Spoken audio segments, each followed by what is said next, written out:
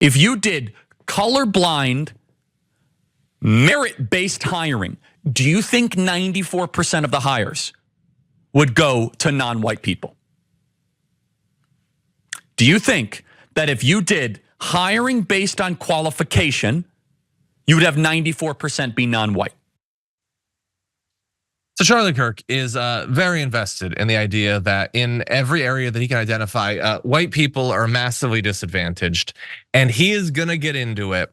And like the language that he uses, the stuff that he says, like I almost don't care about the content of any of it. What I care about is how emboldened he and the other second, third order clones of Ben Shapiro out there feel to just deal in explicit racism. But I'll let him make the case for me, honestly. Take a look at this. Where is this headed? South Africa. That's where this headed.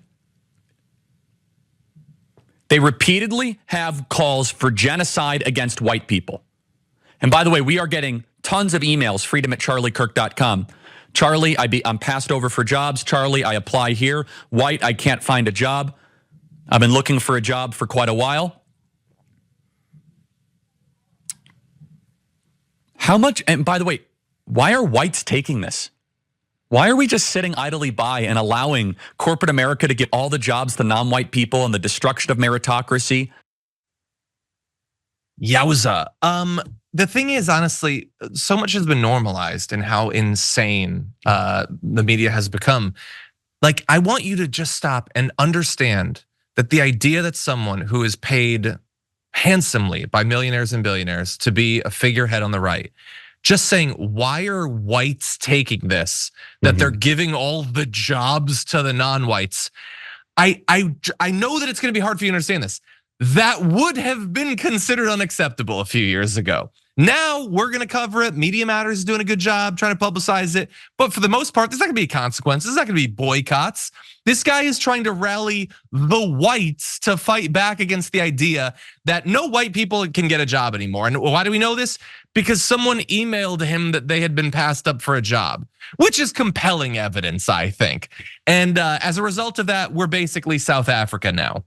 Funnily, now he has a problem with the concept of what South Africa was doing. I have a feeling that if he was broadcasting back during the height of that, he would have been perfectly fine with it. But that's me reading his mind. Trey, what do you think about this?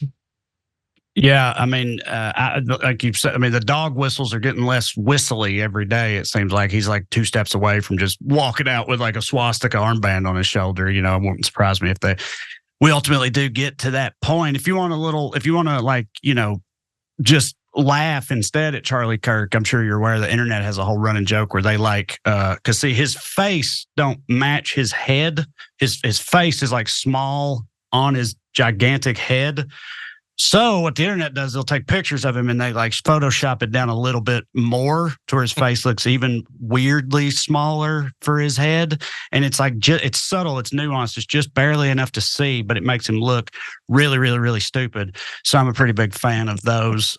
So anyway, I recommend those to anybody who doesn't like Charlie Kirk. But yeah, these types of people, like privileged white people from the suburbs who grew up in like, upper middle class families, the whole like born on third base, I think you hit a triple type thing. I'm very sensitive to because I'm a trailer American, and like them talking about a meritocracy and everything always kind of drives me crazy because they genuinely don't understand that they are playing with a corked bat. You know what I mean? Like it's not that these other people like, it's not them who don't deserve these things. It's you have these things handed to you and then that's been happening for generations and they don't realize that. Now people are pushing back and be like, maybe you shouldn't just have it handed to you. And then they start complaining about it on the basis of meritocracy. As with everything with them, it's pretty outrageously ironic. So yeah, also a little side note, great regret I've had was I was on a panel with Charlie Kirk like 8 years ago. I didn't know who he was. He was like just getting started. The regret being, I just wish I would have gone in on him harder because I didn't know how big of a D-bag he was at the time. So yeah, wish I could revisit that.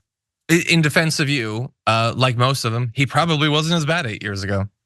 The financial incentive has been to get worse. I don't remember the exact specifics, but I just remember there was another conservative on the panel that I came away from disliking much, much more. Who I'm saying he didn't stand out as being the worst one on the panel is my point at that point in time. I left it thinking this other person was the true lunatic of the bunch. But yeah, he's certainly graduated since then. Yeah. And look, I'm gonna close with this. This is what his job is. It's a weird way to make a living. I can't imagine that as a kid, if someone had said, hey, do you want to just try to appeal to racists and misogynists, that many people would find that to be appealing. But to be fair, he probably has a really nice kitchen. I'm sure he has an expansive living room. It's very nice to live in this way on the back of spreading hatred, misogyny, racism, Islamophobia, homophobia, and all of that. That's his cross to bear. But for the rest of us, I just want to briefly point out, this is like the most bash you over the head version of what the entire point of right-wing media is in that clip. Because what he appears to understand is there are people out there that are suffering economically, and they can only ignore that for so long. But they like the idea that they're populist. That's the messaging that they're supposed to have. So what he can't do is talk about why it is that corporate America has as much power as it does. Why it is that our wages are so low. Of course, he's part of a movement that wants to absolutely crush organized labor. He doesn't give a damn if workers have a single ounce of collective bargaining power or anything like that. So what he does is what they've always done. It's not like don't worry about the corporations. Don't worry about the politicians that have been bought by by big donations. Anonymous black people have stolen your job. That's what it is. Other struggling people, other working Americans have screwed you over. Anonymous, faceless, brown and black people have stolen your job. So focus on that. Ignore those with the power and the money. And instead, you guys just fight each other in the mud. And you do that for a really long time. And the millionaires and billionaires will continue to make money, and they'll hand me a portion of it, and I'll be really happy and rich and everything. And all of you can just struggle. You may not ever be able to own a home. You may not ever be able to retire with dignity. If you have a medical emergency, you're doomed. Forget about it. But the important thing is that black people are getting away with stuff, and you should be freaked out about it. It's just that has been the entire point of right-wing media for literally decades. And Charlie Kirk, because he's not a particularly intelligent person, just does a really unsubtle version of it. Yeah, no, the only thing I'll argue with that you said there was the implication. You said, I'm sure he has a nice kitchen, though. He may have a nice kitchen, but there's no way he knows how to use it, all right? That dude has terrible taste. I guarantee it's chicken tenders and ketchup and whatnot. He don't know what good seasoning is. He's too white bread for that. That's I take some solace in that, too, that these people's like heroes, most all of them are these like milquetoast, humorless jabronis. They're just like massive, you know what I mean? They're not cool. None of these guys, they're not cool. They don't have good personalities or any of that stuff. They literally just they just parrot the right things and people latch on to it, So it's pretty sad to look 100%. Up to this guy from anybody. Also, I just remembered, I told you I was on a panel with him at Politicon once. I actually also, fun fact, it was a conservative panel. There were two token liberals on it. It was me and your colleague Anna was on that same panel. Oh, nice. Of the Young Turks, yeah. A little throwback. Mm-hmm. I don't remember that, but that's awesome. A little crossover. For more political news breakdowns, interviews, stories of activism, and me trying my hardest to care about the occasional big celebrity news story, subscribe to our YouTube channel at youtube.com/The Damage Report. And you can ring the bell wherever it is so you don't miss anything.